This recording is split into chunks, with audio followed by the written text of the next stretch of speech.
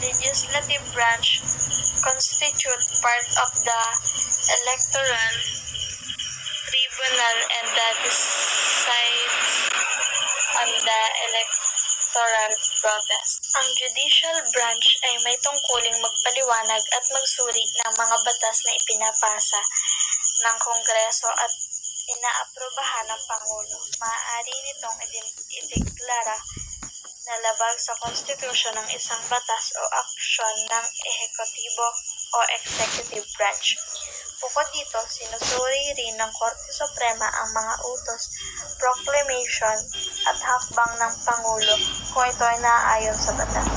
Kasama na rin ang mahistrado ng Korte Suprema ng mga electoral tribunal na humahawak ng protesta kaugnay ang pamahalaan para sa Pangulo, pangalawang Pangulo at mga mambabatas.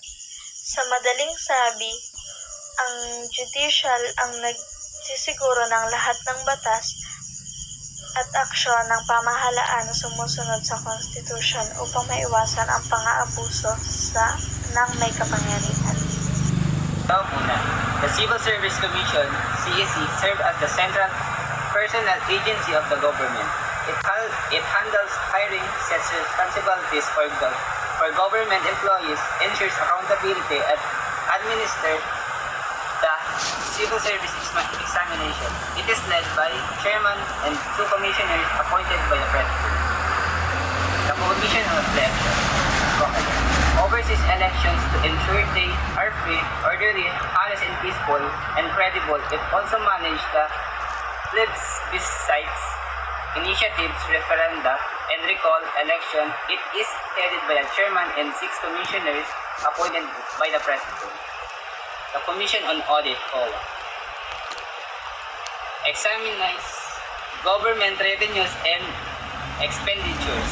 This allows improper or excessive use of funds and submit annual reports on the government financial status. It is led by the chairman and 2 commissioners appointed by the president. The Commission on Human Rights, CHR, investigates civil and political rights violation, assists victims with legal aid, monitor government compliance with human rights treaties, and recommends measures to protections and comprehensive. It is composed of chairman and 4 commissioners appointed by the president. Branches of government. Ang pamahalaan daw ay may 3 sangay. Itong executive branches na may president who is elected by the people for 6-year term without re-election. The president appoints cabinet members as commander-in-chief of the armed forces. It may be declared martial law when needed. The vice president also elect nationally for certain term automatically replace the president in case of vacancy and may also assign as the cabinet role.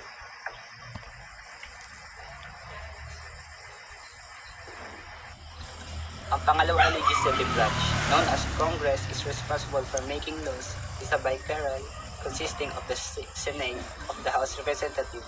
The Senate composed of 24 senators elected nationwide for 6 terms with the possibility of serving 2 terms.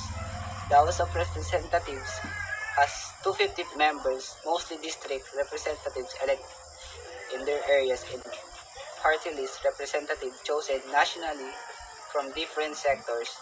They serve 3 years term with maximum of 3 consecutive terms.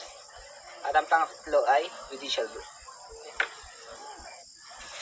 And last is judicial branch. Serve as a final authority is resolving legal and constitutional issues. It is composed of the Supreme Court led by the Chief Justice and 14 Associate Justice along with lower courts unlike other divisions. Justices are appointed by the President from the nominees recommended by the Judicial Council. They hold office until they reach the age of 70 or throughout the speech impeachment.